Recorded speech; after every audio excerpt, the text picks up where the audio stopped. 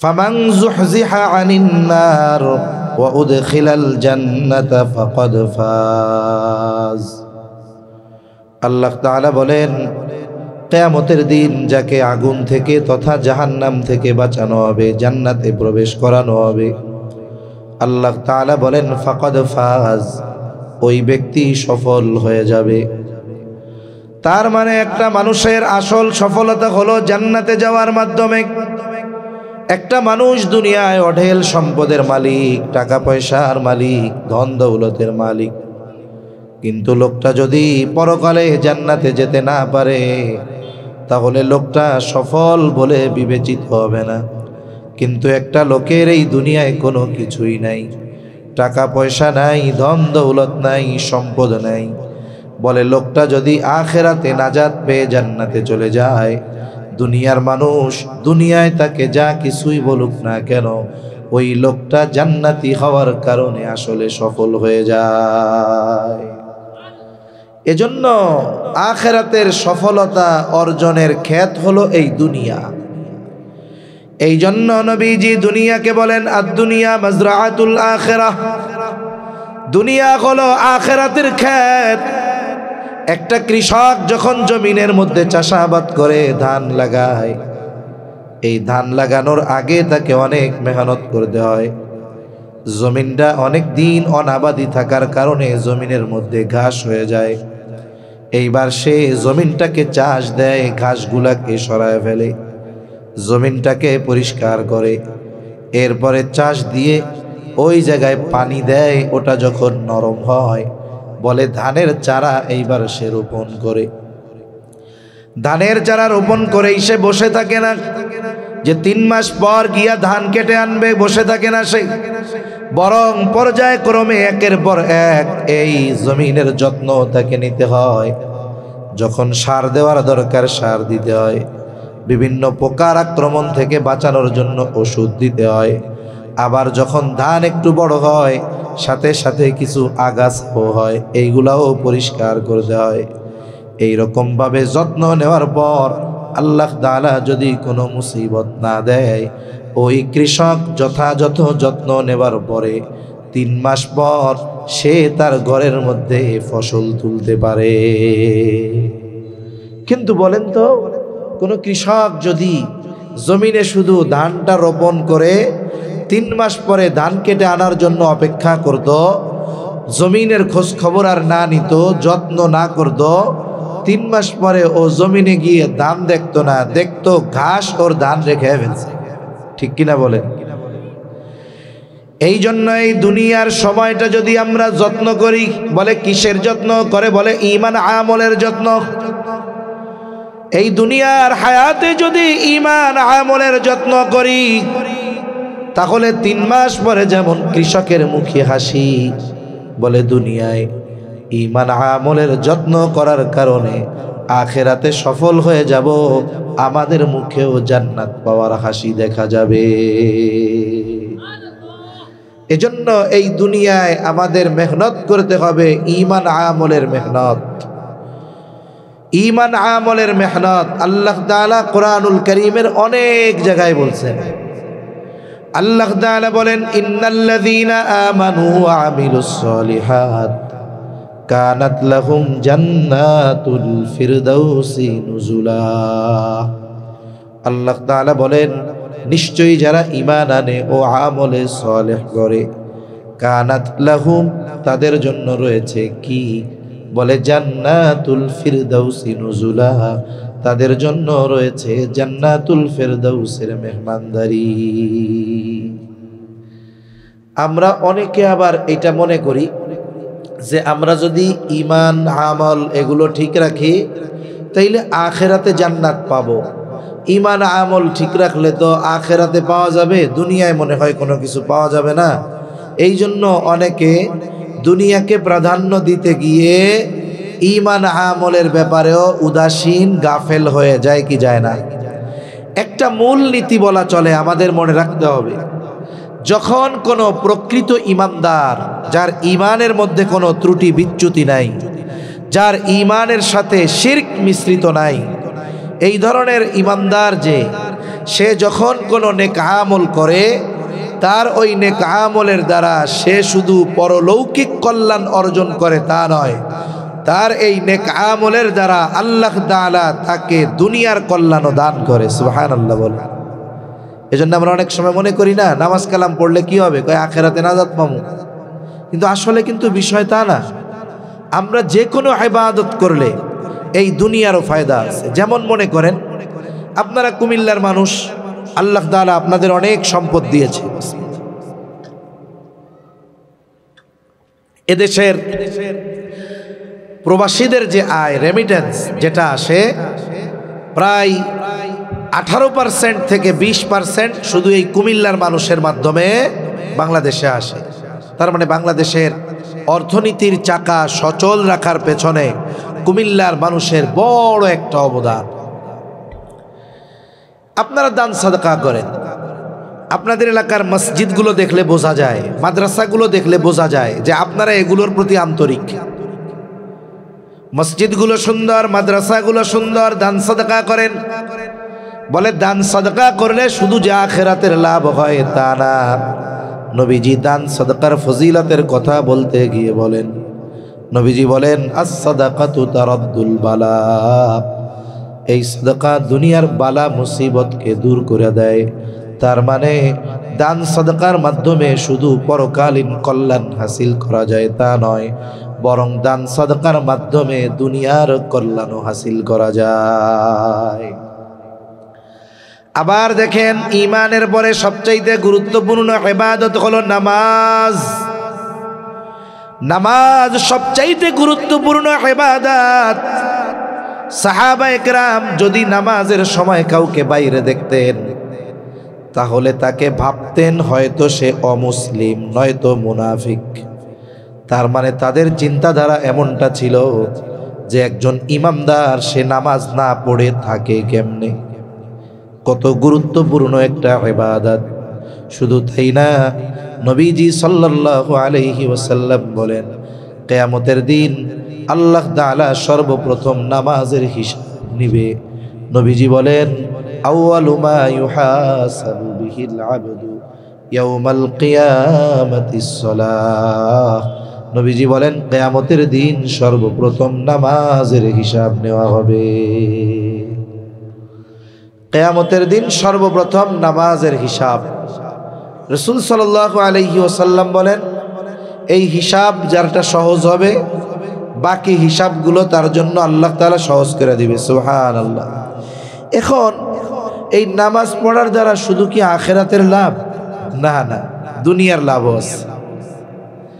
যেমন আল্লাহ তাআলা কোরআনুল কারীমের এক জায়গায় বলেন ওয়া'মুর আখলাকা বিস-সালাতি ওয়াসতাবির আলাইহা লা নাসআলুকা রিজকা নাহনু নারযুকুকা ওয়াল আকিবাতু লিত-তাকওয়া। আল্লাহ তাআলা বলেন হে ঈমানদারেরা একটু খেয়াল দিয়ে শুনেন। আল্লাহ তাআলা বলেন ওয়া'মুর আহলাকা বিস-সালাতি ওয়াসতাবির আলাইহা। আল্লাহ তাআলা বলেন তুমি তোমার অধীনস্থদেরকে নামাজের আদেশ দাও, নামাজের আদেশ দাও। ওয়াসতাবির আলাইহা, তুমিও তার উপরে অটল থাকো। তার মানে নিজে নামাজি হও, ঘরের মানুষগুলাকেও নামাজি বানাও। বান্দা লাভ কি হবে? আল্লাহ তাআলা দুনিয়ার লাভের কথাই বলেন বান্দা লা নাসআলুকা রিজকা, আমি আল্লাহ তোমার কাছে রিজিক চাই না, কিন্তু তুমি যদি নামাজি হয়ে যাও, তোমার ঘরের মানুষ যদি নামাজি হয়ে যায়, নাহনু নারযুকুকা, আমি আল্লাহ তোমাকে রিজিক দিয়ে দিব। রিজিক মানে কি? বলে জীবন উপকরণ। এই দুনিয়ায় চলতে যা কিছু লাগে সব রিজিকের অন্তর্ভুক্ত। রিজিক মানে টাকা পয়সা না, কিন্তু রিজিক মানে বলে সুস্থতা, এটাও তো রিজিক। বলে একটা নেককার বিবি, এটাও রিজিক। একটা নেককার সন্তান, এটাও রিজিক। সম্মান, এটাও রিজিক। সচ্ছলতা, এটাও রিজিক। তা আল্লাহ তাআলা কি বলতেছেন? তুমি নামাজি হও, ঘরের মানুষকে নামাজি বানাও, আমি তোমারে জীবন উপকরণ দিয়া দিব। সুবহানাল্লাহ। তাহলে মূল কথা হলো যেটা, যে আল্লাহ তাআলার হুকুম আহকাম মেনে চললে শুধু আখিরাতের লাভ নাকি দুনিয়ারও লাভ আছে? জোরে বলেন, দুনিয়ারও লাভ আছে না নাই? আখিরাতে আছে অফুরন্ত লাভ। কিন্তু আফসোস, আজকে আমরা দুনিয়া পাওয়ার জন্য দ্বীনকে বাদ দিয়ে দিচ্ছি, ইসলাম থেকে দূরে সরে যাচ্ছি। আমরা দুনিয়া উপার্জন করতে গিয়ে নামাজ পড়ার টাইম পাই না, দুনিয়া উপার্জন করতে গিয়ে দ্বীনি মাহফিলে আসার টাইম পাই না, দুনিয়া উপার্জন করতে গিয়ে ভালো কাজে শরীক হতে পারি না। এটা আমাদের জন্য বড় দুঃখের বিষয়, ঠিক কিনা বলেন?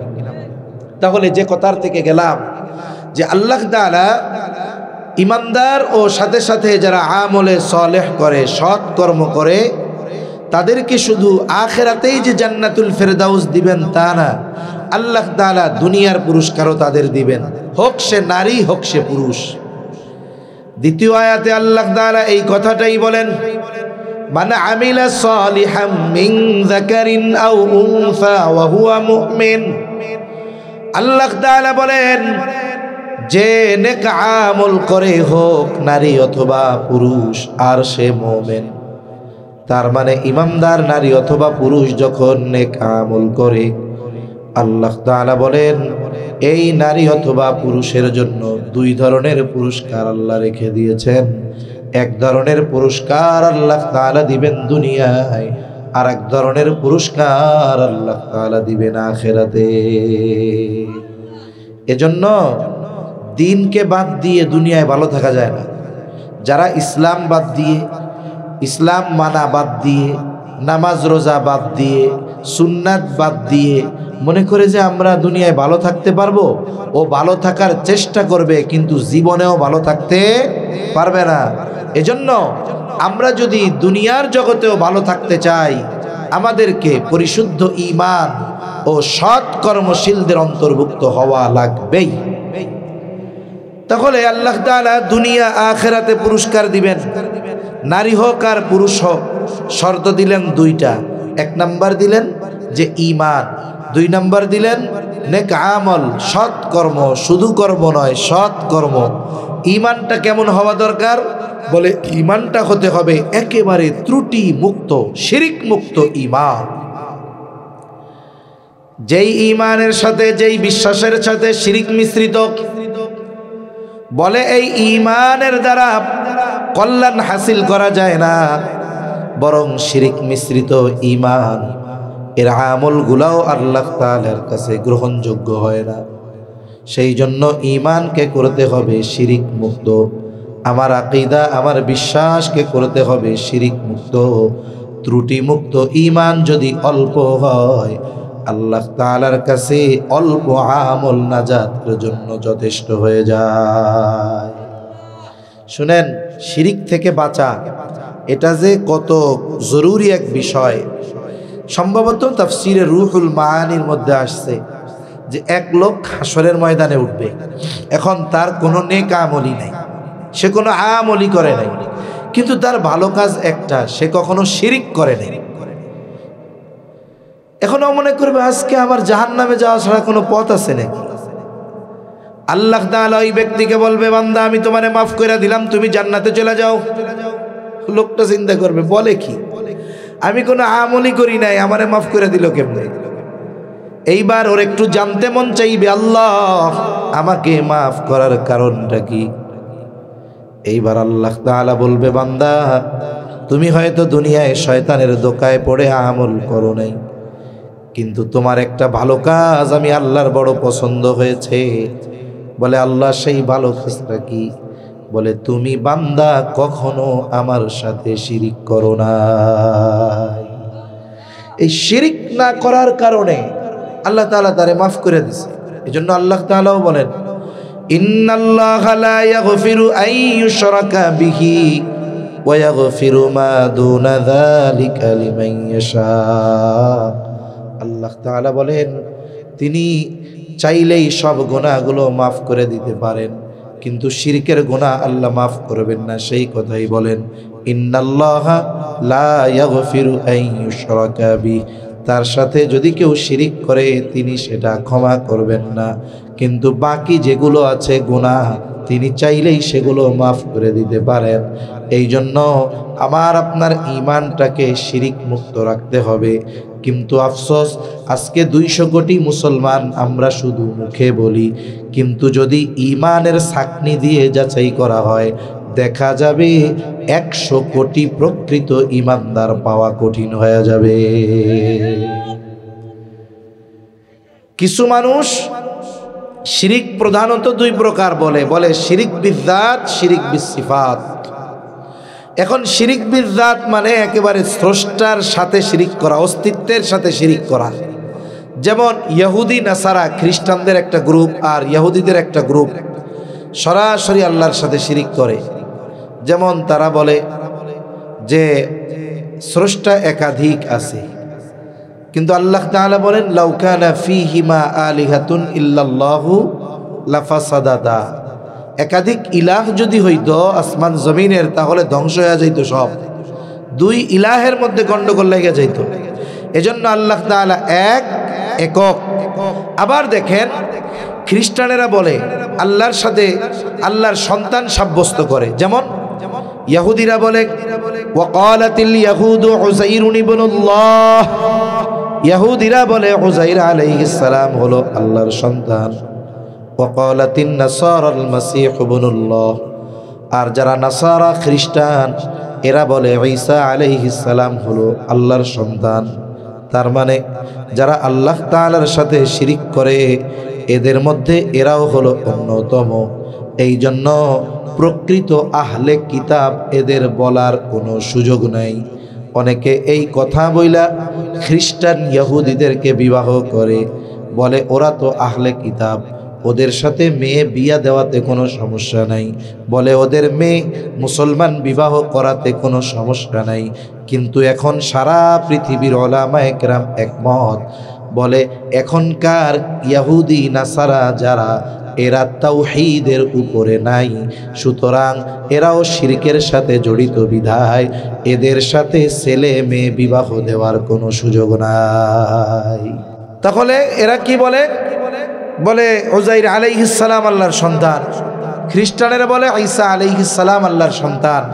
এই মুসলমান যারা আমরা আছি আমাদের এরা কেউ শিরিক বিযযাত করে না, এরা কেউ বলে না যে আল্লাহর সন্তান আছে, এরা কেউ বলে না ইলাহ এক, কিন্তু এরা কি করে? এরা শিরিক বিসিফাত করে, আল্লাহর গুণাবলীর সাথে এরা শিরিক করে। দেখুন আল্লাহ তাআলার অনেকগুলো গুণবাচক নাম আছে, যেমন রাজ্জাক। কে বলেন তো? আল্লাহ। একটা হলো তার গুণবাচক নাম, একটা হলো তার মূল নাম। মনে রাখতে হবে যে গুণবাচক নামের মধ্যে মূল নাম পাওয়া যায়। যেমন আমি যদি আপনাদের জিজ্ঞাসা করি, বলেন তো ডক্টর ইউনূস বাংলাদেশের কি প্রধান উপদেষ্টা? আবার যদি প্রশ্ন করি যে বাংলাদেশের প্রধান উপদেষ্টা কে, জোরে বলেন না কে? ডক্টর ইউনূস। ডক্টর ইউনূস তার মূল নাম, প্রধান উপদেষ্টা তার পদবি, সিফাত, গুণ। কিন্তু দেখেন প্রধান উপদেষ্টাও যে ডক্টর ইউনূসও সে, ডক্টর ইউনূসও সে, প্রধান উপদেষ্টাও সে। এখন আসেন বলে রাজ্জাক যে আল্লাহও সে, আল্লাহ যে রাজ্জাক সে। বলে খালেক কে? আল্লাহই খালেক, খালেকই আল্লাহ। মালিক কে? বলে মালিক আল্লাহ, আল্লাহই মালিক। এই যে দেখুন, তার মানে বোঝা গেল কেউ যদি আল্লাহ তাআলার গুণ সমূহের সাথে শিরিক করে এরা কেমন যেন সরাসরি আল্লাহর সাথে শিরিক করে। এই উপমহাদেশ সহ এই পৃথিবীর মুসলমান যারা শিরিকের সাথে জড়িত, এরা যদিও শিরিক বিযযাতের সাথে জড়িত নয় কিন্তু শিরিক বিসিফাতের সাথে জড়িত। তবে উলামায়ে কেরাম বলেন শিরিক বিযযাত যেমন ঈমান ধ্বংস করে দেয়, শিরিক বিসিফাত অনুরূপভাবে ঈমান ধ্বংস করে দেয়। এই বাংলাদেশ সহ উপমহাদেশে লক্ষ লক্ষ মাজার আছে, লক্ষ লক্ষ মাজারের লক্ষ লক্ষ ভক্ত আছে, কোটি কোটি ভক্ত আছে। এদের এমনও বিশ্বাস আছে যে এই কবরে বা এই মাজারে যিনি শুয়ে আছেন উনি কিছু করে দেওয়ার ক্ষমতা রাখেন, উনি সন্তান দেওয়ার ক্ষমতা রাখেন, উনি ক্ষমতা দেওয়ার ক্ষমতা রাখেন, টাকা পয়সা দেওয়ার ক্ষমতা রাখেন। এই রকম আমার নিজের চোখে আমি দেখছি। শাহজালাল রহমাতুল্লাহ আলাইহির কবর সিলেটে এক জায়গায় প্রোগ্রাম শেষ করে গভীর রাতে গেছি, একজন দেয়ালের সাথে মাথা ঢুকাইতেছে, শাহজালাল বাবা আমার এইটা দেও, আমার এইটা দেও, তুমি চাইলে দিতে পারবা। এখন বলেন, ওর যদি ইয়াকিন হয় এইটার উপরে, ও যতই ইবাদত করুক না কেন, ওর ঈমান আছে না গেছে? এই বিশ্বাস নিয়ে এই দেশে মুসলিম পরিচয়ে লক্ষ লক্ষ নয়, কোটি কোটি মানুষ বসবাস করতেছে। এরা মারা গেলে এদেরকে আমরা জানাজা দিব, এদের জন্য দোয়া হবে, কিন্তু সূরাতে যাই থাক না কেন এদের আকীদা, এদের বিশ্বাস এদেরকে ঈমান থেকে দূরে সরিয়ে দিয়েছে, ঠিক কিনা বলেন? আরে ওরা যা বিশ্বাস করে ওই বিশ্বাস আবু জেহেলও করতো। আবু জেহেল আল্লাহকে বিশ্বাস করতো না? করতো। আমার কথা না তো, আল্লাহ বলেন ওয়ালাইন সাআলতাহুম মান খালাকাস সামাওয়াতি ওয়াল আরদা লায়াকুলুন্নাল্লাহ।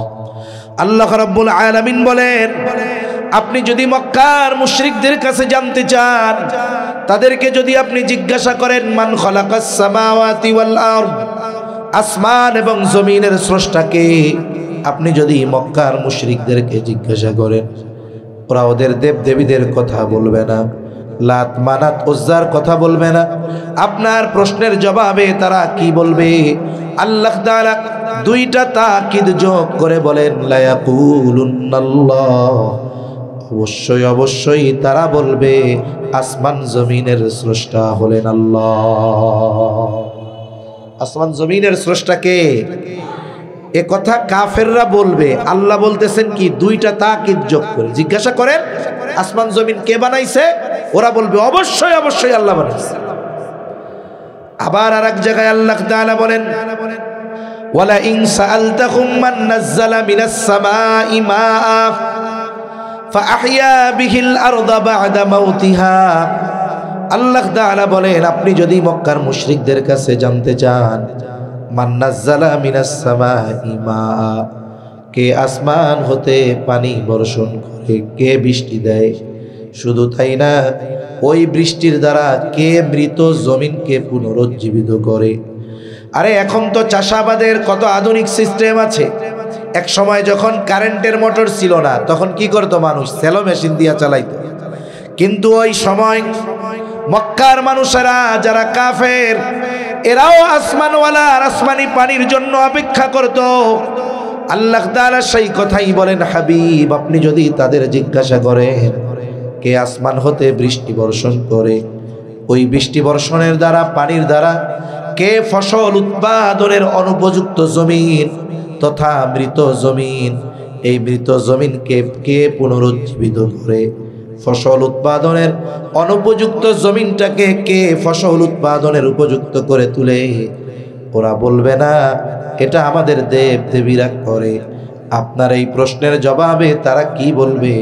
আল্লাহ তাআলা বলেন লায়াকুলুন্নাল্লাহ, অবশ্যই অবশ্যই তারা বলবে বৃষ্টি দেন আল্লাহ, বৃষ্টির পানির দ্বারা ফসল উৎপাদনের অনুপযুক্ত জমিনকে উপযুক্ত করে তুলেন কে?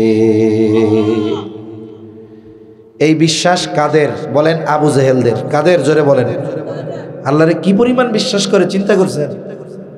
এই পরিমাণ বিশ্বাস আমাদের অনেক ইমানদারের মধ্যে নাই, এটা বাস্তব। আবার আল্লাহ তাআলা বলেন ওয়ালা ইন সাআলতাহুম মান খালাকাহুম লায়াকুলুন্নাল্লাহ, আপনি যদি মক্কার মুশরিকদেরকে জিজ্ঞাসা করেন তাদেরকে কে সৃষ্টি করেছে, তারা নাস্তিকদের মতো বলবে না আমরা এমনিই হয়ে গিয়েছি, বরং তারা বলবে কি লায়াকুলুন্নাল্লাহ, অবশ্যই অবশ্যই আমাদের স্রষ্টাকে। তাহলে মক্কার কাফেররা আল্লাহকে বিশ্বাস করতো কি করতো না? এখন আমাদের দেশে যারা মাজার পূজারি, পীর পূজারি, কবরে সেজদা দেওয়াওয়ালা আছে না নাই? জোরে কোন? এদেরকে যদি বলেন আমাকে বানাইছে কে, ওরা কি বলবে? আসমান জমিনের মালিক কে? বৃষ্টি দেয় কে? সব ওরা বলবে না? এখন দেখেন এগুলো আবু জেহেল উতবা সাহেবাও কইতো।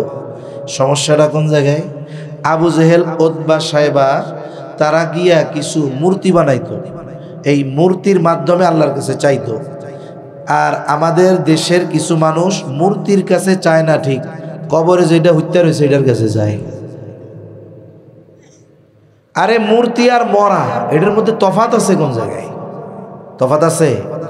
মাজারের কাছে চায়, মূর্তি আর মাজারের কাছে চাওয়া তফাৎ আছে?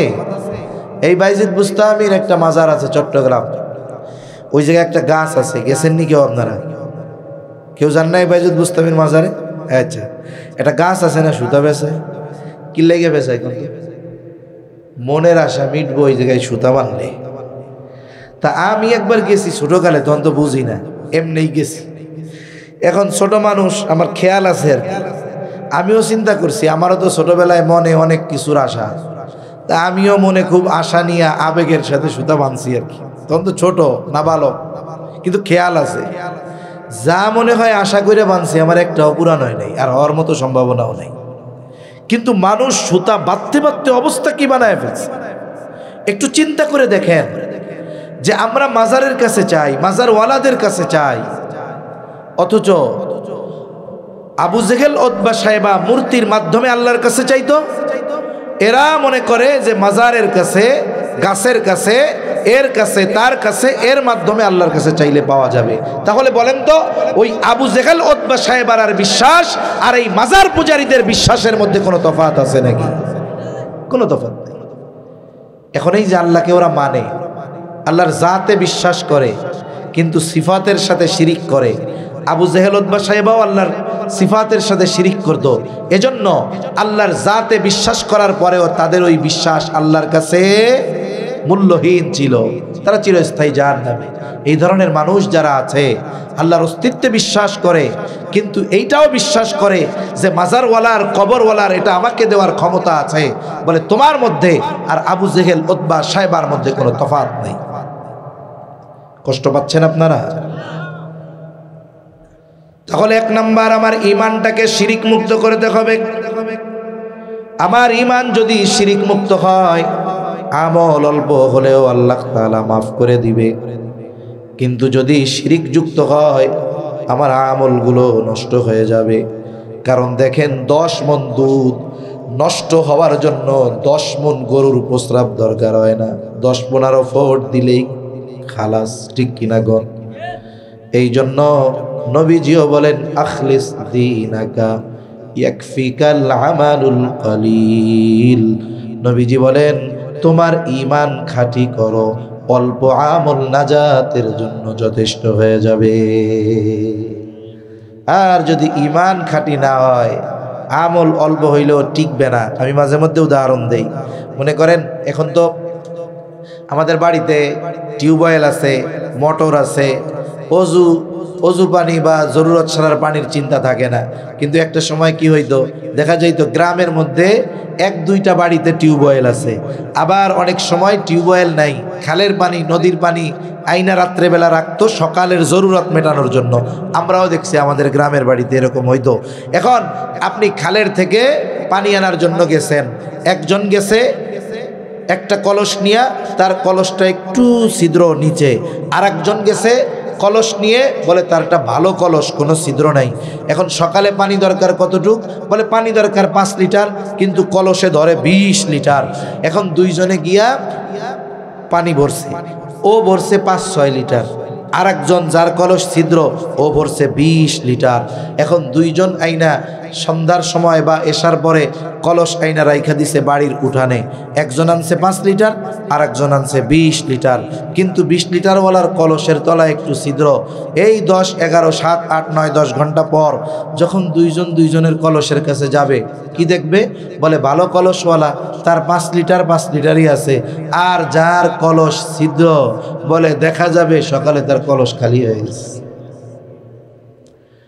বলে পানি বইরা আনলো, থাকলো না কেন, বলে কলসের নিচে ছিদ্র কেন।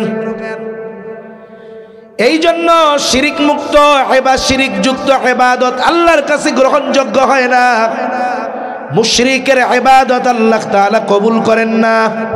কোরআনুল কারীমের মধ্যে আল্লাহ তাআলা জানায় দিয়েছেন, শিরিকের সাথে জড়িত তার নামাজ কবুল হবে না, তার ইবাদতগুলো আল্লাহ তাআলার কাছে কবুল হবে না। বরং এই শিরিক মিশ্রিত ইবাদতগুলো আল্লাহ তাআলার সামনে যখন কিয়ামতের দিন হাজির করা হবে, আল্লাহ তাআলা এই শিরিক যুক্ত ইবাদতগুলোকে নিশ্চিহ্ন করে দিবে। সেজন্য আমরা আমাদের ঈমানকে পরিশুদ্ধ করব, বলেন ইনশাআল্লাহ। এক মজলিসে ঈমান পরিশুদ্ধর সব কথা তো বলা সম্ভব নয়। কয়েকটা বিষয় আমাদের জন্য জানা জরুরি, যেমন শিরিক সম্পর্কিত বিষয়গুলো, এটা আমাদের জন্য জানা জরুরি। আল্লাহ তাআলা শিরিককে সবচাইতে বড় জুলুম বলে অভিহিত করেছেন। আল্লাহ তাআলা বলেন, ইন্না শিরকা লা যুলমুন আযীম। শিরক হলো মহা অন্যায়।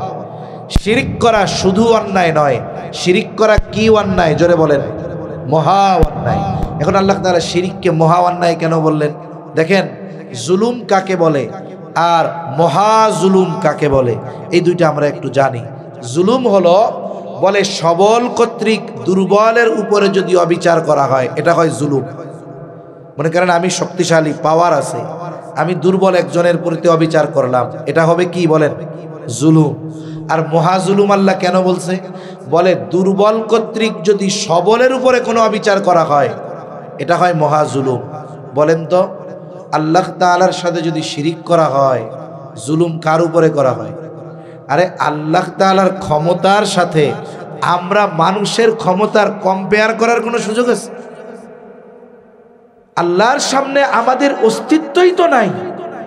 এই রকম নাপাক পানি অস্তিত্বহীন মানুষ আল্লাহর প্রতি অবিচার করতেছে, এটারে কি শুধু জুলুম বলা যায়? এজন্য আল্লাহ বলেন শিরিক হলো মহা জুলুম। আল্লাহ তাআলা শিরিক করলে সবচাইতে বেশি বেজার হন। এজন্য আমরা আল্লাহ তাআলার জাতের সাথে তো করি না, আল্লাহর কোনো সিফাত গুণাবলীর সাথেও আমরা শিরিক করব না। এটা আমাদের মনে রাখতে হবে।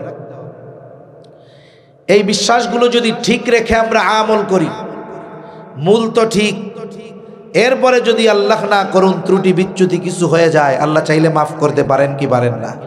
আল্লাহ মাফ করতে পারে।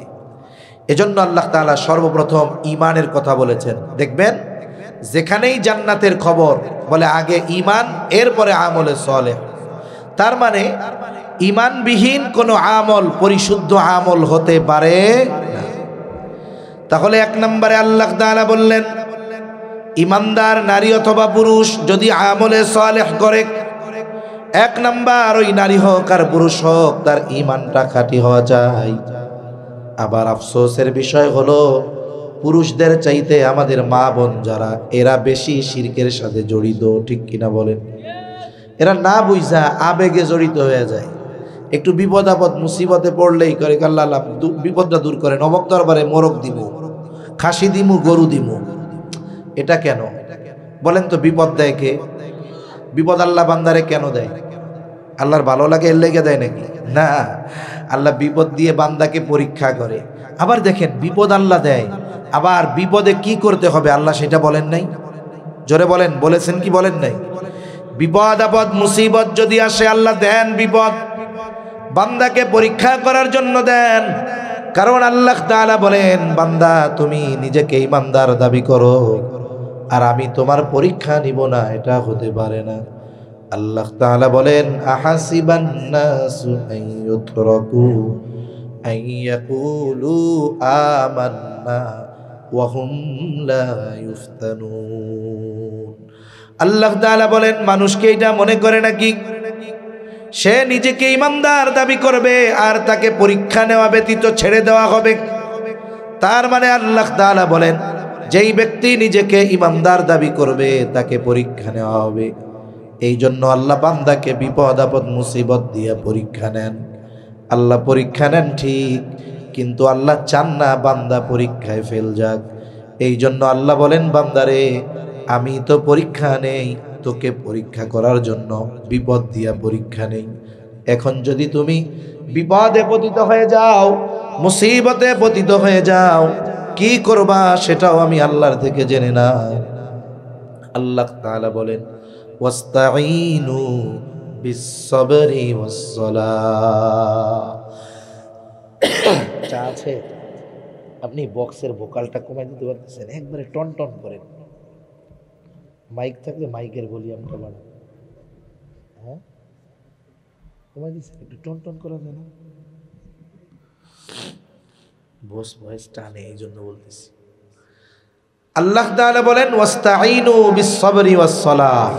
হ্যাঁ এরকম থাক, এই তো এবার বুঝছেন আপনি, এরকমই আমার দরকার। হ্যাঁ টন টন করবে আওয়াজ। ওয়াস্তাঈনু বিস-সাবরি ওয়াস-সালাহ, বিপদ আল্লাহ তাআলা দেন, আবার আল্লাহ তাআলাই বলেন বান্দা আমি আল্লাহর কাছে তোমরা সাহায্য যাও। বিপদে পড়লে সাহায্য দরকার, চাইবো কার কাছে? জোরে বলেন। কিসের মাধ্যমে? বলে বিস-সাবরি ওয়াস-সালাহ, ধৈর্য আর নামাজের মাধ্যমে আমি আল্লাহর কাছে সাহায্য যাও। তার মানে মূল যেই কথাটা বলতে চাই, বিপদ দেন কে? জবান খুলে বলেন। বিপদে সাহায্য কার কাছে চাইবো বলেন? বিপদ আপদ মুসিবত থেকে উদ্ধার করে কে? বলেন। তাহলে আমাদের মা বোনদের কিছু অভ্যাস আছে, বলে আল্লাহ এই বিপদে আমারে দিলা, এই বিপদটা যদি দূর হয়ে যায় অমুক বাবার দরবারে আমি একটা গরু দিব। তাহলে আপনি বিশ্বাস করেন যে বিপদ দেন আল্লাহ, বিপদে সাহায্য চাইতে হবে আল্লাহর কাছে, বিপদ থেকে উদ্ধারও করেন আল্লাহ, তাইলে গরুটা তো আল্লাহরে দেওয়ার দরকার ছিল, বাবারে দেন কেন? ঠিক কিনা বলেন? এজন্য মনে রাখতে হবে, কোনো মানত যদি কেউ বাবার নামে পীরের নামে করে, এটা করার কোনো সুযোগ নাই। মানত একমাত্র কার নামে হবে? আল্লাহর জন্য হতে হবে। এজন্য কোনো মাজারে টাজারে মানত করার কোনো সুযোগ নাই, বাবার দরবারে মানত করার সুযোগ নাই। এ মানুষগুলো বুঝে না, আর আমার মা বোনরা এই কাজগুলো বেশি করে। এজন্য আমাদের মা বোনকেও শিরিক থেকে বাঁচানোর শিক্ষা দিতে হবে। যদি না হয় তাহলে এত পরিশ্রম করে আমল করতেছে, আমলগুলো সব বাতিল হয়ে যাবে, নষ্ট হয়ে যাবে। তাহলে 1 নাম্বার ত্রুটিমুক্ত ঈমান, 2 নাম্বার শর্ত বলে আমলে সালেহ। আল্লাহ তাআলা পরিশুদ্ধ আমলের কথা বলেছেন। এখন পরিশুদ্ধ আমল বলে কোন আমল? যেই আমল আল্লাহর কাছে কবুল হওয়ার যোগ্যতা রাখে। এখন আমি আপনি যদি ঈমান ঠিক, আমলটা যদি আল্লাহর কাছে কবুল করাতে চাই, বলে 1 নাম্বার যেই আমলটাই আমি আপনি করি না কেন, একমাত্র যার জন্য আমল করব তিনি কে? শুনেন, ইবাদতের মধ্যেও শিরক আছে। ইবাদতের মধ্যে শিরক কি? বলে আল্লাহ তাআলার হক হইল তার সাথে শিরিক না করা, তারই ইবাদত করা। এখন কোনো ব্যক্তি যদি কোনো ইবাদত, কোনো নেক আমল মানুষের সন্তুষ্টি বা মানুষকে দেখানোর জন্য করে, আল্লাহ তাআলার হক নষ্ট হয়। আর মানুষকে দেখানোর জন্য ইবাদত, এটা শিরকের একটা প্রকার। এজন্য ইবাদত কবুল যদি করাতে হয় আল্লাহ তাআলার কাছে, আমাদের ছোট বড় সব ইবাদত কাকে দেখানোর জন্য করব? মানুষকে দেখানোর জন্য করলে ওই আমল বাতিল হবে। আল্লাহকে দেখানোর জন্য করলে ওই আমল দুনিয়া আখিরাতে ফায়দা দিবে। এজন্য আমাদের নিয়তকে পরিশুদ্ধ করব, যে আমি আমার নামাজ, আমার কোরবান, আমার হায়াত, আমার মরণ, আমার যত ধরনের নেক কাজ আছে একমাত্র আল্লাহর সন্তুষ্টির জন্য করব। 2 নাম্বার যেই ইবাদতটা করব সেটা নবীজি সাল্লাল্লাহু আলাইহি ওয়াসাল্লামের পদ্ধতি অনুসারে করব।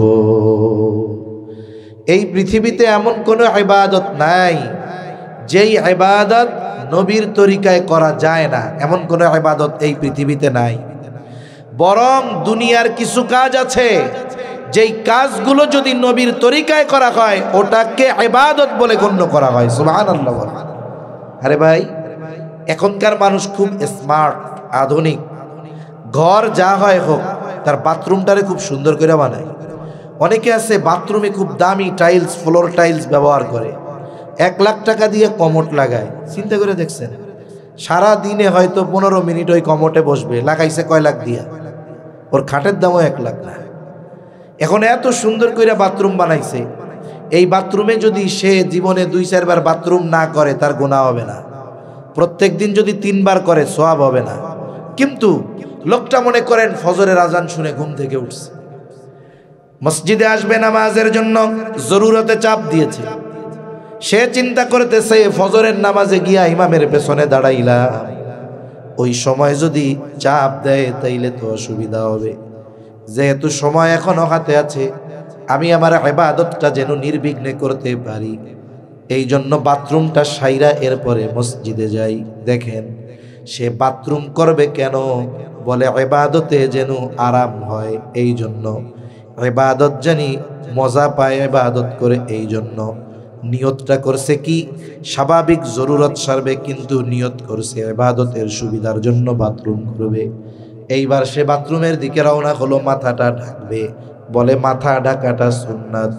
মাথা ঢাকা সুন্নাত, শুধু তাই না, আধুনিক বিজ্ঞান, চিকিৎসা বিজ্ঞান বলে বাথরুমের মধ্যে অগণিত ব্যাকটেরিয়া উড়ে বেড়ায় বাথরুমের মধ্যে, এই জন্য খালি মাথায় যাওয়া ঠিক না। আর মাথার চামড়া এটা বড় সংবেদনশীল জায়গা, ওই ব্যাকটেরিয়া মাথার চামড়ার সাথে লেগে যায়, খুশকি হয়। পরিষ্কার না করার কারণে অনেক ধরনের রোগ হতে পারে। এই দৃষ্টিকোণ থেকে অনেক ডাক্তার বলেন যে আমরা অনেক সময় বাথরুমের মধ্যে ব্রাশ রাখি, মেসওয়াক রাখি। অনেকে রাখেন কি রাখেন না? এগুলো রাখা ঠিক না। যদি কেউ রাখে, ভালো মতো পরিষ্কার করে এরপরে ব্যবহার করতে হবে। এগুলো বাথরুমের বাইরে রাখা দরকার। মাথা ঢেকে যাওয়া সুন্নাত। এরপরে বাথরুমে ঢোকার আগে দোয়া পড়া। অনেকে জানে না, ঢোকে সিটকানি লাগায় আর দোয়া পড়ে। এ কাম করলে হবে না, ঢোকার আগে দোয়া পড়তে হবে। এরপরে বাম্পা দিয়ে ঢুকতে হবে। এরপরে জরুরত সারতে হবে। এরপরে টিস্যু বা কুলুপ যা ব্যবহার করুক না কেন সেটা দিয়ে পরিষ্কার হবে। এরপরে পানির দ্বারা পরিপূর্ণভাবে পবিত্রতা অর্জন করবে। ভেতরে যদি অজুর ব্যবস্থা থাকে, অজু সারবে। এরপরে ডান পা দিয়ে বের হবে, দোয়া পড়বে। এইবার আল্লাহর বান্দা ধীর স্থিরতার সাথে নামাজে আসলো, ধীর স্থিরতার সাথে ইমামের পেছনে নামাজ পড়লো। বলে এই বাথরুম সে এমনিই করতে পারতো, কিন্তু ইবাদতের সহজতার নিয়তে যখন সে এই বাথরুম করলো সুন্নাত তরিকায়, বলে তার এই বাথরুম করাটাও তার আমল নামায় ইবাদত বলে যোগ হয়ে যায়। এজন্য ইবাদত নবীর তরিকায় করতে হবে। সব জায়গায় নবীর তরিকা সুন্নাত আছে না নাই? বিবাহ শাদীর মধ্যে সুন্নাত আছে না নাই? খাওয়া দাওয়ার মধ্যে সুন্নাত আছে না নাই? পারিবারিক জীবনে সুন্নাত আছে না নাই? কিন্তু বিষয় হলো কি জানেন, এই যে গোটা দুনিয়ায় আমরা যে সংকটের মুখে আছি, খালি আমরা অনেক সময় বলে এই যে আমাদের অধপতন, সংকট থেকে উত্তরণের জন্য সেমিনার করা হয়, আলোচনা সভা করা হয়। সব আলোচনা একদিক রাখেন, আমার তো মনে হয় আমাদের এই অবস্থার অন্যতম কারণ হলো কোরআন সুন্নাহ ছেড়ে দেওয়া। ঠিক কিনা বলেন? কোরআন সুন্নাহ তো কোথাও নাই। আমরা শুধু প্রথমে চিন্তা করি যে রাষ্ট্রীয়ভাবে কোরআন সুন্নাহর আইন কায়েম হলে আমরাও কোরআন সুন্নাহর আইন মাইনা নিব। আরে রাষ্ট্রীয়ভাবে ইকামতে দিন প্রতিষ্ঠার চেষ্টা আপনি করেন, কিন্তু সাথে সাথে আমাকে আপনাকেও তো কোরআন সুন্নাহর আলোকে নিজেকে সাজাতে হবে। ঠিক কিনা বলেন? আমরা কি চাই? বলে ওমরের মতো শাসক চাই। আমি ওমরের মতো শাসক চাইয়া উবাই ইবনে খালফের মতো প্রজা হইলে তো হবে না, আমাকে আবু হুরায়রার মতো প্রজা হতে হবে। ঠিক কিনা বলেন? এজন্য আমি আপনি ব্যক্তিগত জীবনে যতটুকু কোরআন সুন্নাহ মানা যায়, আমার পারিবারিক জীবনে যতটুকু কোরআন সুন্নাহ মানা যায়, এতটুকু মানতে তো আর সমস্যা নাই। সমস্যা আছে? রাষ্ট্রীয়ভাবে যদি কোরআন সুন্নাহর আইন কায়েম হয়, রাষ্ট্রীয়ভাবে কোরআন সুন্নাহর আইন যেগুলো প্রয়োগ হবে, ওগুলো যখন কোরআন সুন্নাহর আলোকে রাষ্ট্র পরিচালনা হবে তখন সেগুলো হবে। কিন্তু এর আগে কোরআন সুন্নাহ যতটুকু মানার সুযোগ আমার আপনার আছে, আমি আপনি ততটুকু মানি না। ঠিক কিনা বলেন? এজন্য সকল সমস্যা থেকে উত্তরণের জন্য আগে আমাদের পরিবর্তন দরকার। আরে আমি যদি পরিবর্তন হই, এরপরে আমরা পরিবর্তন হব। ঠিক না? মনে করেন একজন ব্যক্তি তো আমি, 10 জন মিলে কি হয়? আমরা। এক সময় গোটা রাষ্ট্রের সবাই পরিবর্তন হবে। আরে গোটা রাষ্ট্রের সবাই যদি আসলেই ইসলাম চায়, এই বাংলাদেশে কোরআন সুন্নাহর আইন প্রতিষ্ঠা হওয়া সময়ের ব্যাপার মাত্র। ঠিক কিনা বলেন? কিন্তু আমরা মুখ দিয়া কই চাই, বাস্তবে খবর নেই। যদি বাস্তবেই চাইতাম তাহলে নিজের জীবনটাকে আমি আপনি কোরআন সুন্নাহর আলোকে পরিচালিত করতাম। আল্লাহ তৌফিক দান করেন, বলি আমিন। তাহলে ইবাদত আল্লাহর কাছে কবুল হওয়ার জন্য 2 নম্বর যেটা দরকার, যে আমার ইবাদতগুলো রাসূল সাল্লাল্লাহু আলাইহি ওয়াসাল্লামের পদ্ধতিতে হতে হবে। 3 নম্বর বলে আপনি ইবাদত যে করবেন, যেই ইবাদত করবেন সেই ইবাদতের ব্যাপারে আপনার জ্ঞান থাকতে হবে। এজন্য রাসূলুল্লাহ সাল্লাল্লাহু আলাইহি ওয়াসাল্লাম বলেন, তলাবুল ইলমি ফারিদাতুন আলা কুল্লি মুসলিম। দ্বীনে ইলম শিক্ষা করা প্রত্যেক মুসলমান নরনারীর উপরে ফরজ। দ্বীনে ইলম শিক্ষা করা শুধু হুজুরদের উপরে ফরজ? জোরে বলেন, শুধু হুজুরদের ফরজ? সব মুসলমানের জন্য ফরজ। দেখেন, দ্বীনে ইলমের দুইটা স্তর। কয়টা স্তর? কথা বলে না, কয়টা? একটা হলো ফরজে আইন, আর একটা হলো ফরজে কেফায়া। ফরজে আইন কোনটা? বলে ওই যে সবার জন্য যেটা শেখা ফরজ, এটা ফরজে আইন। এটা সবার শিখতে হবে, আপনাকেও শিখতে হবে, আমাকেও শিখতে হবে, কৃষককেও শিখতে হবে, দোকানদারকেও শিখতে হবে, ইঞ্জিনিয়ারকেও শিখতে হবে, ডাক্তারকেও শিখতে হবে।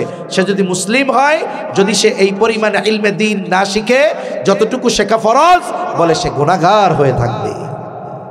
এখন কতটুকু শেখা ফরজ আমরা তো জানি না। কেউ কেউ বলেন যে একটা মানুষ পরিপূর্ণ দ্বীনের উপরে চলতে যতটুকু ইলমে দ্বীন দরকার এতটুকু শেখা ফরজ। আবার কেউ কেউ বলেন না, আল্লাহ তাআলা বলেছেন, হে ঈমানদারেরা, নিজে জাহান্নাম থেকে বাঁচো, অধীনস্থদেরকেও বাঁচাও। এখন ঈমানদার জাহান্নাম থেকে নিজে বাঁচবে কেমনে? বলে আল্লাহ তাআলার হুকুম আহকাম মেনে চলার মাধ্যমে, দ্বীন মেনে চলার মাধ্যমে। অধীনস্থদেরকে বাঁচাবে কেমনে? বলে দ্বীন মেনে চালানোর মাধ্যমে। এখন বলেন, আমি যদি দ্বীনের উপরে চলতে চাই, আমাকে যদি ইলমের প্রয়োজন হয়, আমি যদি আমার সন্তানদের দ্বীনের উপরে চালাতে চাই, তাহলে ওই জায়গায় ইলমের দরকার আছে না নাই? তাহলে কতটুকু শিখতে হবে?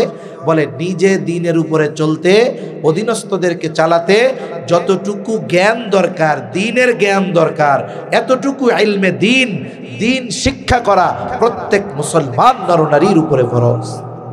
শিখবেন কেমনে? যাদের মাদ্রাসায় দিচ্ছেন এরা তো মাদ্রাসা থেকে শিখলো, কিন্তু সবাই তো আর মাদ্রাসায় যাইতে পারবে না। এরা কোন জায়গা থেকে শিখবে? আরে আগে হাক্কানি পীর মাশায়েখের খানকায় গিয়া শিখতো। এখন তো অনেক পীরের মুরিদ এত বেশি, জীবনে একবার মুরিদ হইছে, দ্বিতীয়বার আর মুসাফা করতে পারে না। ওনার কাছে গিয়া ওজুর মাসালা শেখার টাইম আছে? গোসলের মাসালা শেখার টাইম আছে? নাই। শিখবেন কোথায়? মুরব্বী যারা হয়ে গেছে কোথায় শিখবেন? কার কাছে যাইতে হবে বলেন তো? আলেমের কাছে। আপনি যদি ডাক্তার হইতে চান, ইঞ্জিনিয়ার সাহেবের কাছে গিয়া যদি বলেন যে ইঞ্জিনিয়ার সাহেব, বলে আপনি কেন আসছেন? বলে আমি আপনার এই ইঞ্জিনিয়ারিং কলেজে ভর্তি হইতে আসছি। বলে আপনি উদ্দেশ্য কি? বলে আমি ডাক্তার হইতে চাই। ইঞ্জিনিয়ার সাহেব বলবে কি, আপনি তো পাগল মিয়া, পাবনা যান, আপনার ব্রেনই তো খারাপ, আপনি এই জায়গায় আসছেন ডাক্তার হওয়ার জন্য। আপনি ইলম শিখবেন আর আলেমের কাছে যাবেন না, এটা কেমনে হতে পারে?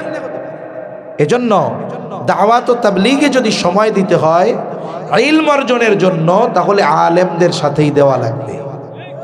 তা না হলে কি হবে? একেবারে আপনি যাবেন ঠিক, কিন্তু ইলম শিখতে পারবেন না। এজন্য উলামায়ে কেরামের সাথে থাকা দরকার। আর এখন তো আমাদের কিছু ভাই আছে, তারা অন্তরের মধ্যে উলামায়ে কেরামের প্রতি বিদ্বেষ লালন করে। মনে রাখবেন, আপনি সামান্য ইবাদত করে আপনি নিজেকে বড় আবেদ ভাইবেন না। একজন আলেমের মর্যাদা কত আমি বলতেছি না, আমি তো নগণ্য একজন তালিবুল ইলম, কিন্তু একজন আলেম তার মূল্য কত? নবীজি বলেন, ফাদলুল আলিমি আলাল আবিদি কাফাদলি আলা আদনাকুম। একজন আলেমের মর্তবা কেমন? নবীজি বলেন, তোমাদের মধ্যে আমার মর্তবা যেমন আওয়ামের মধ্যে, সাধারণ মানুষের মধ্যে একজন আলেমের মর্তবা তেমন। এজন্য নবীজি আলেমদের ব্যাপারে বলেন, ইন্নাল উলামা ওয়ারাসাতুল আম্বিয়া। আলেমরাই হলো নবীর ওয়ারিস। রাসূল আকরাম সাল্লাল্লাহু আলাইহি ওয়াসাল্লাম আলেমদেরকে তার ওয়ারিস হিসাবে অভিহিত করে গেছেন। ইমাম ইবনুল কাইয়ুম জাওজিয়া রাহমাতুল্লাহি আলাইহি বলেন, যেই মানুষগুলো অন্তরে আলেমদের প্রতি বিদ্বেষ লালন করে, ওই ব্যক্তি যত বড় আবেদ হোক না কেন, যত বড় ইবাদত গুজার হোক না কেন, আমি কাউকে ভালো অবস্থায় মৃত্যুবরণ করতে দেখি নাই। এজন্য মনে রাখবেন, আলেমদের সাথে কখনো বিদ্বেষ রাখা যাবে না। আলেমদের সাথে দুশ্মনী পোষণ করব না, বন্ধু হওয়ার দরকার নাই, কিন্তু আলেমের বিদ্বেষ যেন আমার আপনার অন্তরে না থাকে, এই বিষয়টা থেকে খুব সতর্ক থাকা দরকার। কারণ আল্লাহ রাসূল সাল্লাল্লাহু আলাইহি ওয়াসাল্লাম আলেমদেরকে তার ওয়ারিস বলে অভিহিত করেছেন। আর আপনাকে যদি ইলমি শিখতে হয় আলেমের কাছেই যাওয়া লাগবে। জাহেলের কাছে গিয়ে আপনার অন্তরে আলেম বিদ্বেষ সৃষ্টি হবে, কিন্তু ইলম অর্জন করতে পারবেন না। এজন্য মনে রাখতে হবে, ওলামায়ে কেরামকে শত্রু বানাবেন না।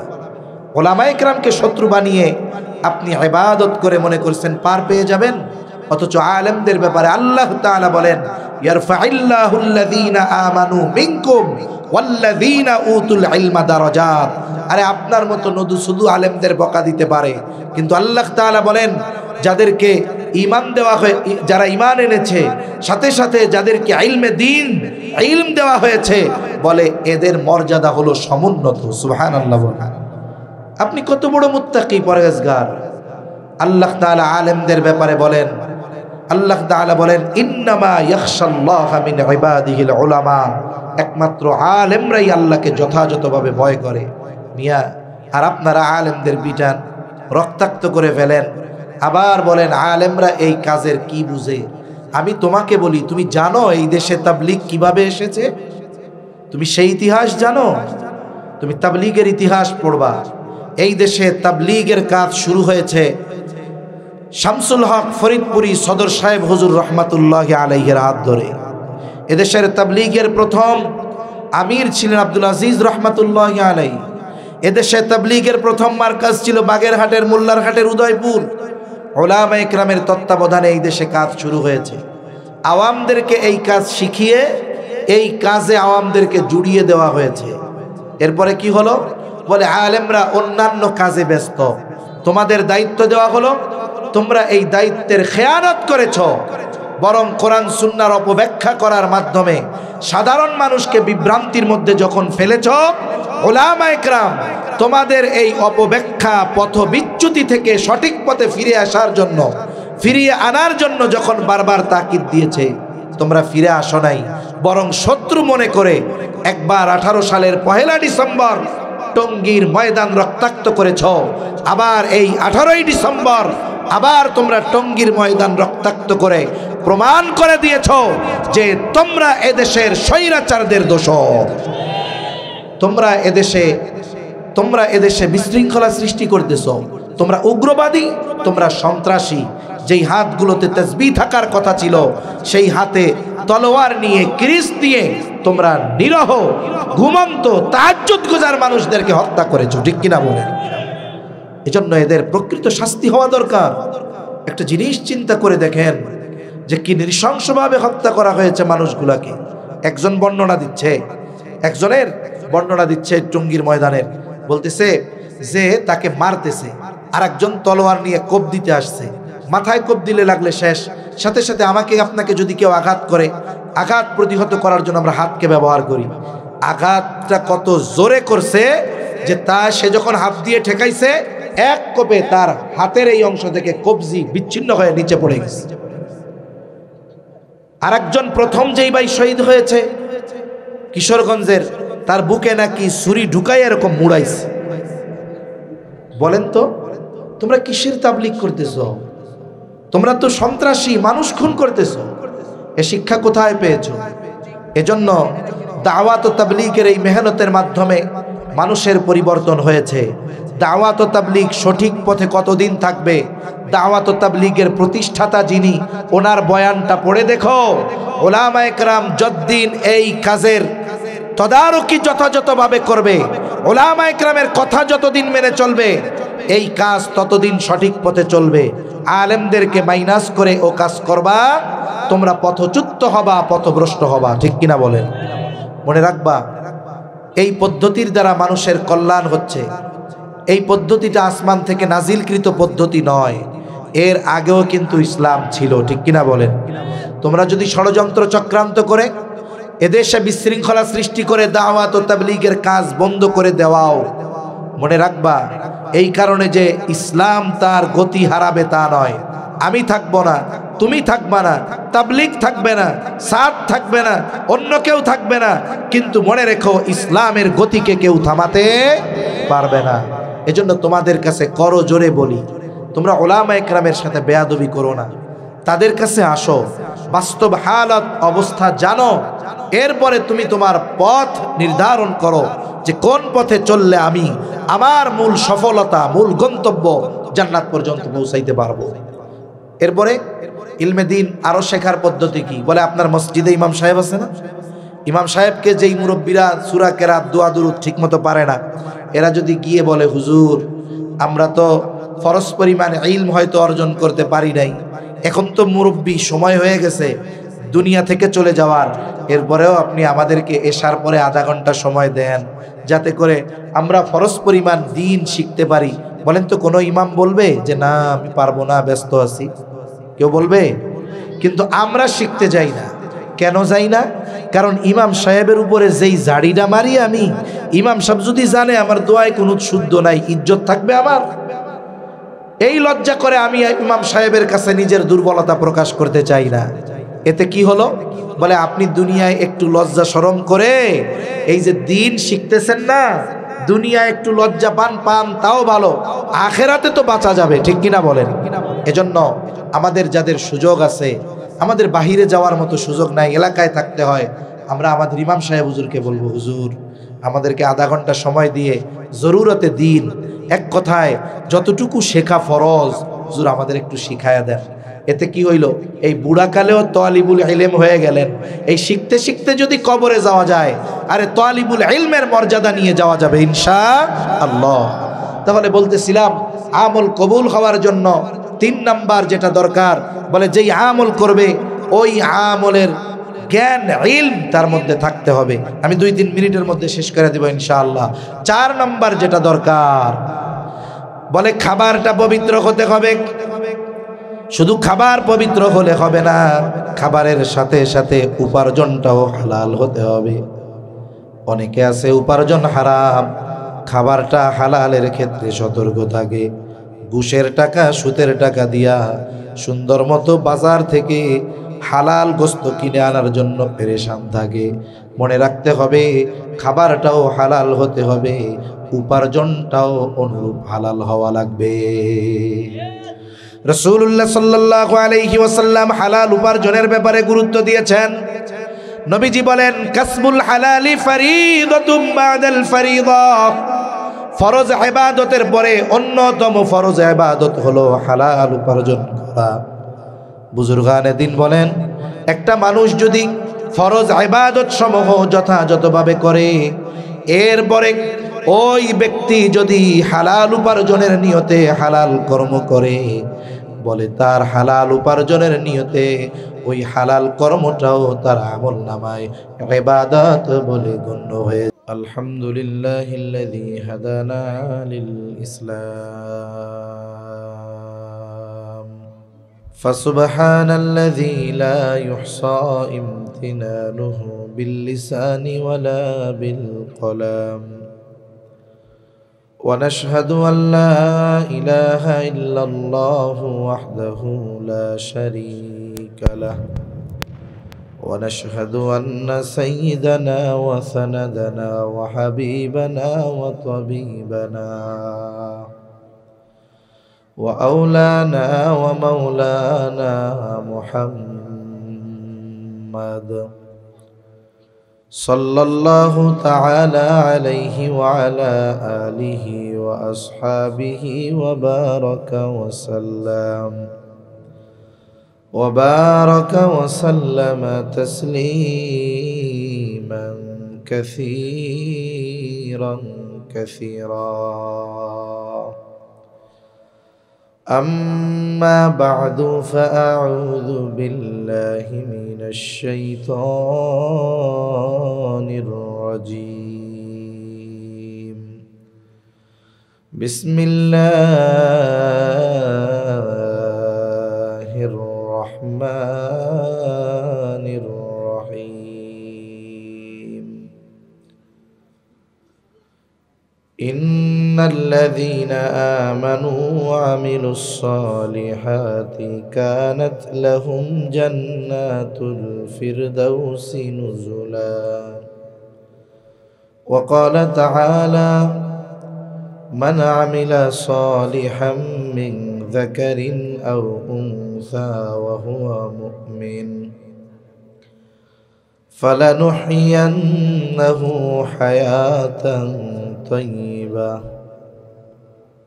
ولنجزينهم أجرهم بأحسن ما كانوا يعملون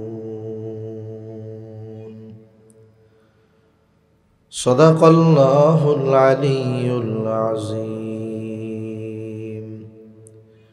اللهم صل على محمد وعلى آل محمد كما صليت على إبراهيم وعلى آل إبراهيم إنك حميد مجيد اللهم بارك على محمد وعلى آل محمد كما باركت على إبراهيم وعلى آل إبراهيم إنك حميد مجيد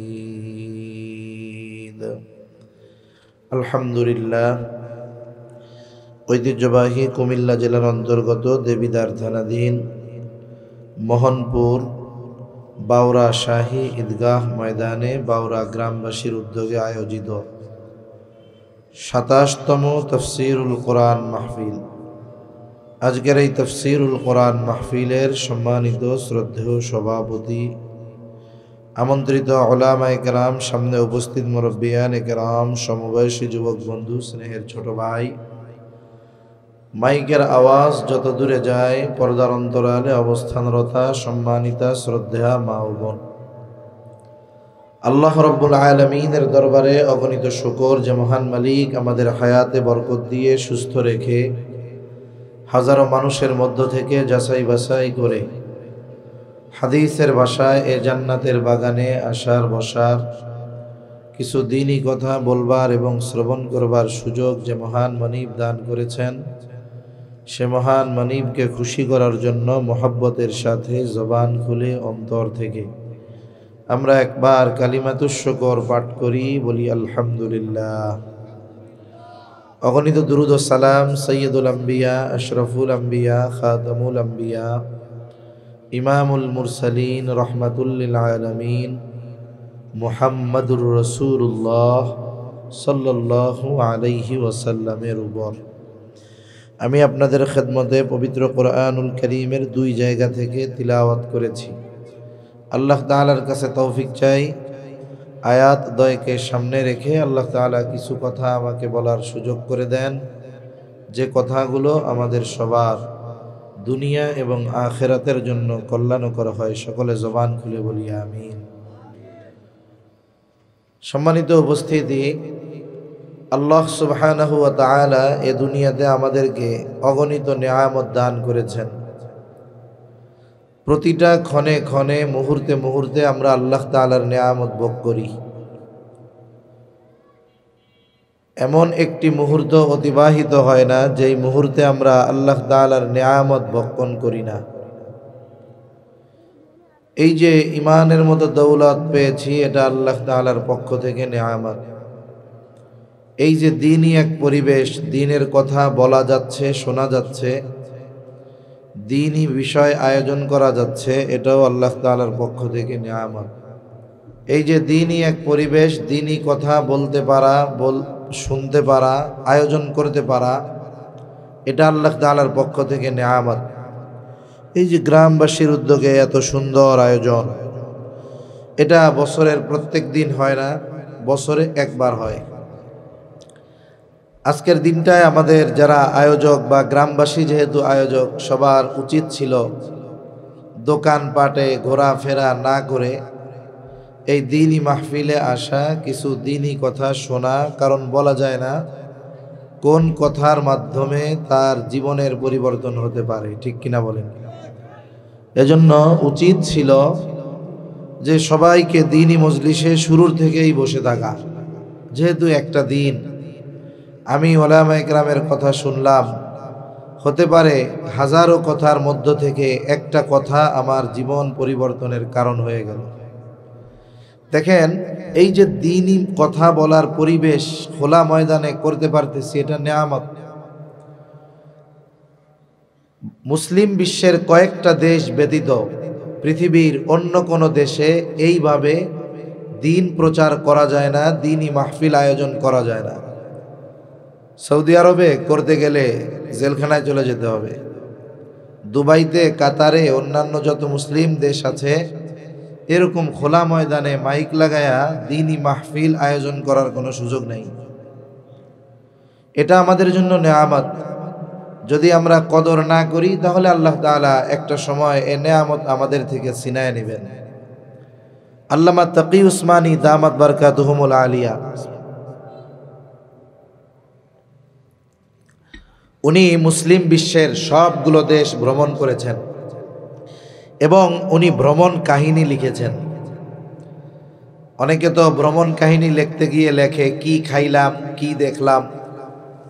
উনি ইউরোপ, আমেরিকা, এশিয়া, আফ্রিকা সহ সব জায়গার মুসলিম দেশগুলো ভ্রমণ করার সাথে সাথে বিশ্বের অনেকগুলো দেশ উনি ভ্রমণ করেছেন। উনি ভ্রমণে গিয়ে দেখেন নাই কোন দেশের খাবার কেমন, দর্শনীয় স্থানগুলো কেমন, বরং উনি দেখেছেন ওই দেশের মুসলমানদের ইতিহাস কেমন। এজন্য ওনার ভ্রমণ কাহিনী পড়লে উনি যেই দেশে গিয়েছেন ওই এলাকার মুসলমানদের অতীত সম্পর্কে জানা যায়, বর্তমান সম্পর্কেও জানা যায়, অনেক জ্ঞান অর্জন হয়। তো উনি একটা দেশের ব্যাপারে বলতেছেন যে ওই দেশটা একটা সময় 100% মুসলমান ছিল এবং তারা প্র্যাকটিসিং মুসলমান ছিল, মানে নামকাওয়াস্তে মুসলমান না, তারা যথারীতি ইবাদত, আল্লাহ তাআলার হুকুম আহকাম মেনে চলত। কিন্তু সময়ের পরিবর্তনের সাথে সাথে তাদেরকে গাফলতিতে পেয়ে বসেছে, অলসতা পেয়ে বসেছে, উদাসীনতা পেয়ে বসেছে। একটা সময় কি হলো, আগের মতো মসজিদ ভরা নাই, এরকম দ্বীনি মজমাও হইতো, মানুষ এখন দ্বীনি মজমায়ও বসে না।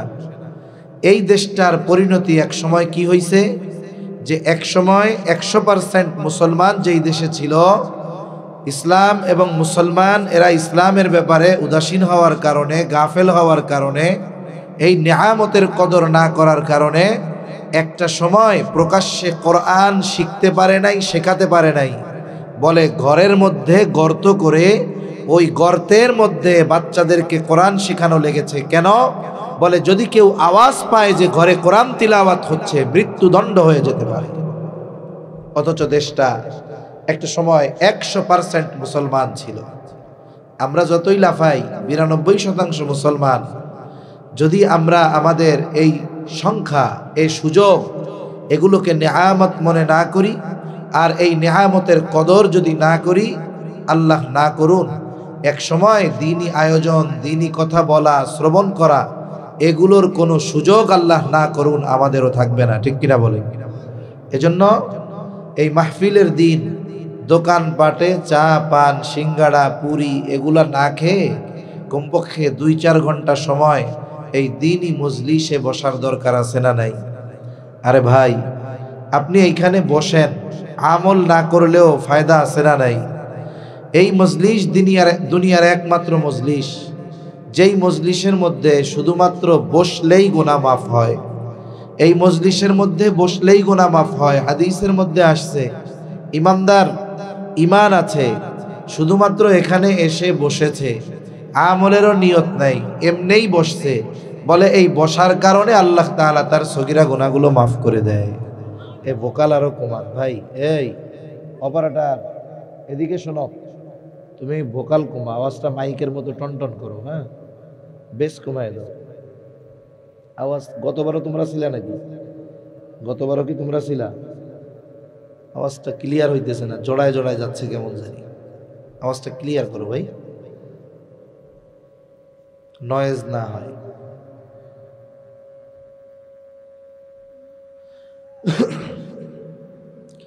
তাহলে এই দ্বীনি মাহফিলগুলো আমাদের জন্য নেয়ামত। কি বলেন? নেয়ামত। এটার কদর আমাদের করা দরকার। আল্লাহ তাআলা তৌফিক দান করেন, বলি আমিন। সম্মানিত উপস্থিতি, আমি যে দুটি আয়াত আপনাদের খেদমতে তিলাওয়াত করেছি, এই দুইটি আয়াতের মূল কথা মোটামুটি এক।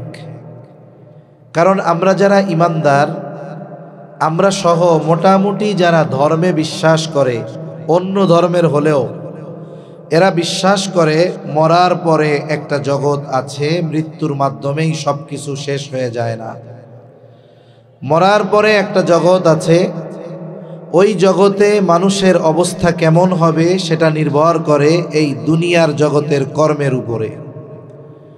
এ ব্যাপারে ইসলাম খুব সুন্দর সমাধান, খুব সুন্দর ফর্মুলা আমাদেরকে দিয়ে দিয়েছে। তা ইসলাম আমাদের জানিয়ে দিয়েছে, যদি কোনো মানুষ পরকালীন সফলতা অর্জন করতে চায়, পরকালে সফল হতে চায়, তার জন্য কি করণীয় ইসলাম আমাদেরকে সুস্পষ্টভাবে জানিয়ে দিয়েছে। এই দুনিয়ার সফলতা আসল সফলতা নয়। টাকা পয়সা, ধন দৌলত, গাড়ি বাড়ি, এগুলো আসল সফলতা নয়। আসল সফলতা কোনটা? আল্লাহ তাআলা কোরআনুল কারীমের মধ্যে বলেন, ফামান যুহজিহা আনিন নার ওয়া উদখিলাল জান্নাতা ফাকাদ ফাজ। এই তুমি পারো চালাইতে? তোমার আমি ব্যাস কমাইতে বলছি, ভোকাল কমাইতে বলছি, ভোকাল কমাও, টন টন করবে আওয়াজ, টোন দাও। তুমি পারো? সাউন্ড সিস্টেম ভালো না, কথাই বোঝা যাইতেছে, ক্লিয়ার না।